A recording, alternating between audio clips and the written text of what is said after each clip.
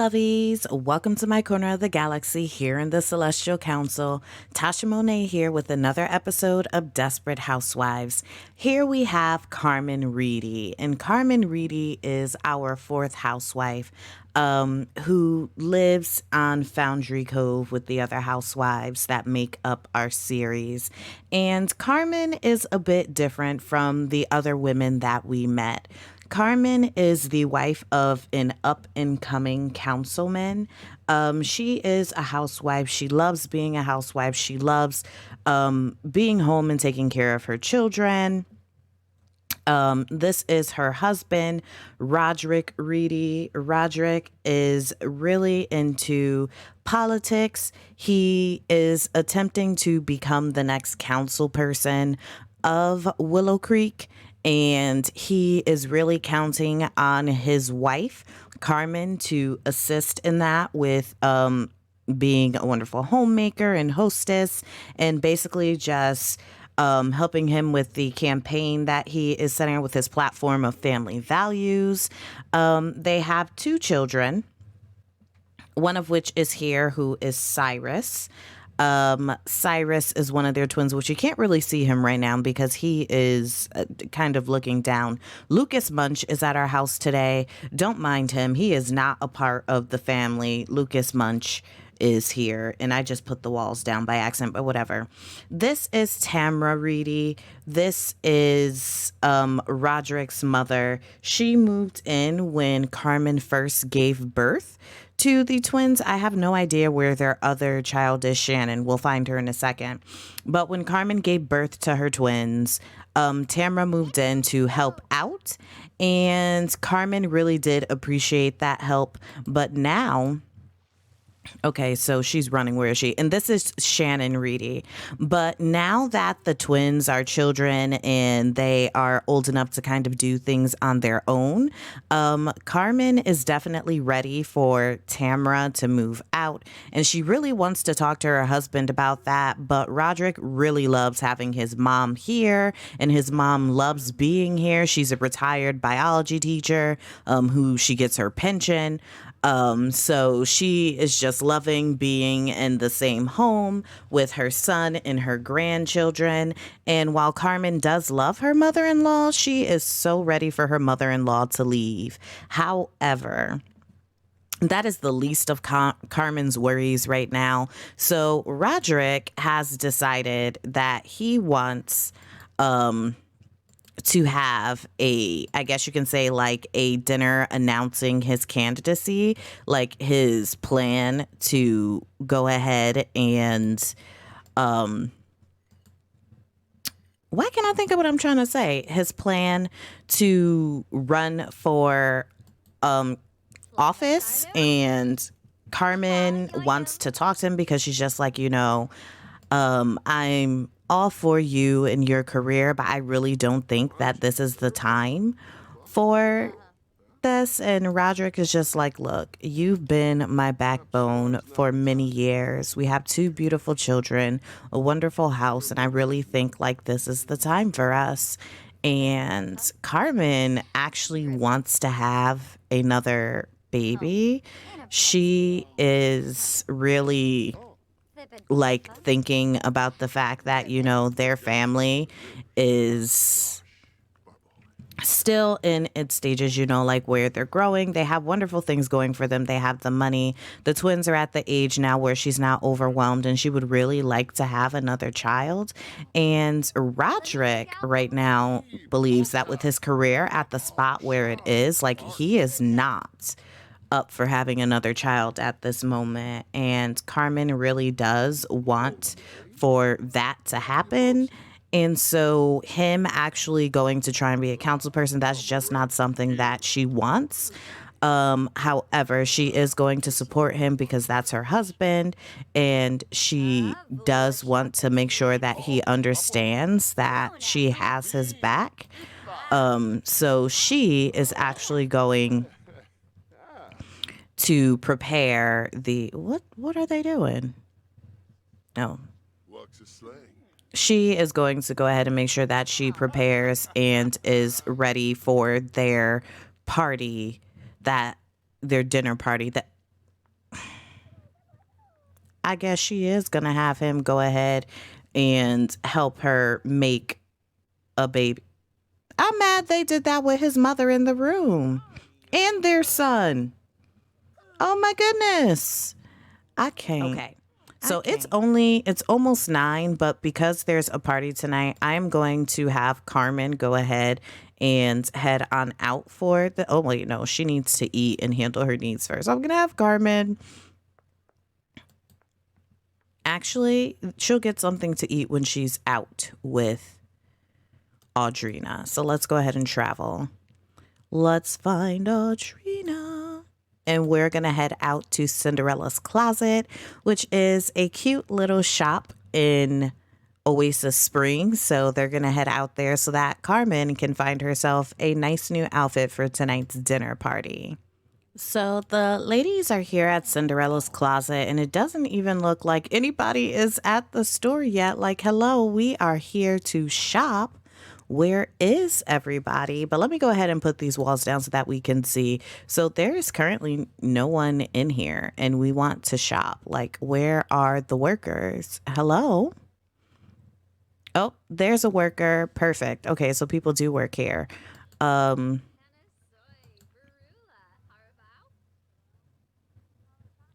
Like, we need a barista to head on over here because we want employee. Oh my God, is that who I think it is? Christina Fairchild. So if you guys remember the very first episode of freaking Desperate Housewives, Christina is Stephanie Duke's soon-to-be ex-husband's current girlfriend, and she is still in university. Look at Christina. Christina is here. Unfortunately, Carmen and Audrina don't know about that thing that's happening with Stephanie, so they can't even like go and talk to her and kind of shade her or anything because they just don't know. But that's crazy. What is she doing all the way over here? Okay, what is Audrina doing? We want to talk to Audrina. Okay, so I am going to go ahead and actually have them get something to eat before they shop for clothes. Well, have Carmen get something to eat before they shop for clothes. So she's going to go ahead and get a quick little croissant for here. Oh, she was already going to do it without me asking. And this, guys, is actually the owner of Cinderella's Closet. So I'm also going to have her introduce herself to Lance East, and invite him to the little party for the evening. Excuse me. Hello.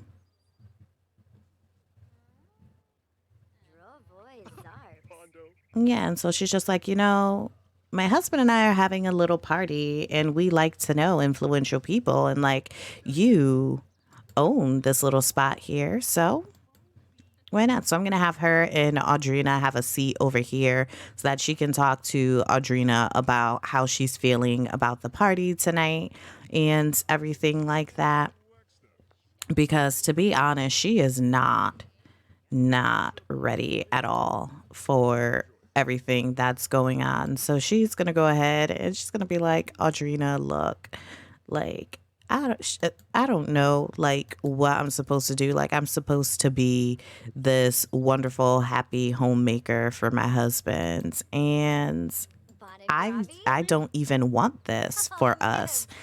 And, she hasn't really spent much time with Audrina lately because Audrina just had a baby, another baby. Carmen has met because they're best friends, but Audrina hasn't really been out much lately.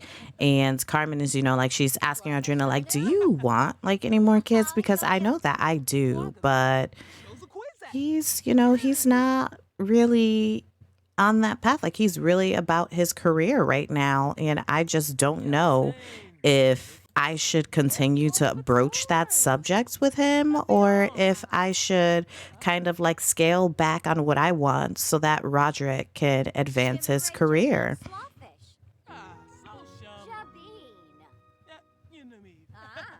And Audrina's just like, Carmen, like you love your husband.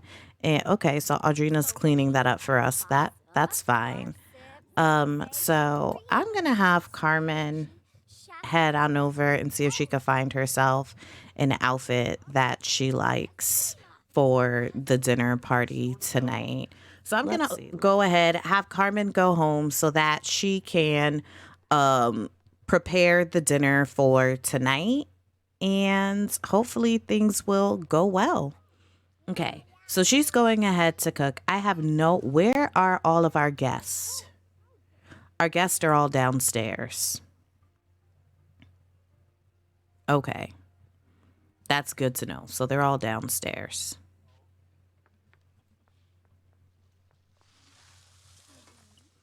So this woman who just came in, who is hugging Roderick, is actually um, one second. So this woman who is hugging Roderick right now is, I forget how to say her name every time. Hajar Al Arabi, and she works with Roderick, and she is, I guess, like his running mate, because basically what happened is there was a scandal in like the governor's office, and they put Roderick up as the new like potential candidate in the future, and so he gains a little bit of fame from that, and he also gains a new um partner, and that's this woman here. Carmen doesn't particularly care for her, but she understands that it is someone that her husband works with, and her husband finds her to be someone, I guess you can say, important for his campaign. And why are people showing up in whatever? That's so annoying. Like, why are you not wearing appropriate dinner party clothes? Like, why? Why? Why? What? Wear that. Okay, wear that. Okay, so I'm gonna have her go ahead and do this here. Okay, so all of the housewives and their spouses are here. Um, Stephanie, obviously, her spouse is not here, but Carmen did invite Lance East, who she believes, let's see, let's just call everybody to the grand meal because this is annoying. Like, Sims don't do what you want them to do in freaking restaurants. Sims don't do what you want them to do when you have a party. Like, Sims just don't. They don't. And that is annoying. Okay, so she's calling everybody to the meal so that they can sit and talk, and Roderick can go ahead and explain about him attempting to become the next council person of Willow Creek. Obviously, Lance does not live in Willow Creek, so this news isn't going to mean like much to him. But you know, Carmen thought that he was a good looking guy, and she knows that Stephanie is soon to be single. And while she isn't too keen on Stephanie, as she doesn't really know much about her, she definitely does want to like try and hook Stephanie up. And so she is actually going to talk to Lance and be like, Lance, like, what? We know him. Why do we gotta? Okay, let's do another introduction. Like, this is ridiculous. Oh, because I'm not on freaking. Okay. I wasn't on the right person. So Eileen and Sean, like, I know if you guys remember their episode, they had some issues, and they better not be going to have sex at this party because they both just disappeared, and I feel like that's what they're about to do. And I can't. I am not. I am not. But I want. Okay, so let's try this again. Let's do other Sims talk up Stephanie. Okay, so let's try that and then let's see if we can get him to see what he thinks of her, you know? Um I can't. Why do they keep doing the stupid little somebody died, the fake little somebody died thing? Like that's so annoying. But basically, I'm going to have Roderick because this is him coming in to let people know that he is running for office. So we're going to have him introduce himself to the people that he doesn't know. We're going to have him go ahead and just let people know, like, hey, I am running for office here in Willow Creek and ask to leave. What the bitch? Why is that not even? Why is that an option? That don't make no damn sense. Okay, so yes, introduce yourself to everybody, Roderick, so that we can make sure that you can tell these people about your campaign, what you're standing for, and all of that. Um, okay, so we also want, okay, wow, I'd love to get to know her. So I feel like he is going to attempt to talk to Stephanie, which is cool. And while that's happening, we're going to try and get Roderick to try and get some people to agree to vote for him. So we're going to have him go ahead and promote his policies and then try and secure the vote with Abby. And see how that works out. Now, anytime I've tried to get Roderick to do this before, that didn't necessarily work out, but we can try our best to see if he can get somebody to be like, you know what? Yes, I'm going to vote for you. So Lance and Stephanie, they're not really liking Carmen's meddling ways, attempting to get them together. So we'll see what happens. Why do people keep walking away from Roderick as he's trying to tell them about his freaking policies and trying to get them to vote? Like, stop walking away. Hello? I want to tell you about all the ways that I will do great in freaking Willow Creek. Okay. Does he know Audrina? Okay, so Audrina is flirting with her husband. Dang it, I meant to do. Savannah's not convinced. Dang it, these people are difficult to get. Like they don't want Roderick to. So I don't think that Carmen has done a really good job on helping her husband. So I'm going to go ahead and have Carmen have a little bit of conversation with Stephanie, just finding out about Stephanie and how Stephanie's like liking the neighborhood because obviously nothing else is really working out. So let's go ahead and ask about her day. Um, where's Carmen? Oh, here she is. And the next time, I'm going to lock the kids' bedroom doors because everybody is all up in my children's rooms and things like that. And my kids need to go to bed. So I just want her to ask if Stephanie is single. Like, Stephanie, oh, it's time for everybody to go. Okay, well, I tried my best. So I don't really know how that party went. I don't really know, but I'm going to go ahead and have Carmen put her children to bed because it's about that time. They didn't do their homework. They didn't finish their projects, but she just going to go ahead and put her children to bed because why the hell not? We tried, y'all. We tried. Stephanie's still in here. But whatever. Girl, go ahead and put little Cyrus to bed and then you're going to put Shannon to bed.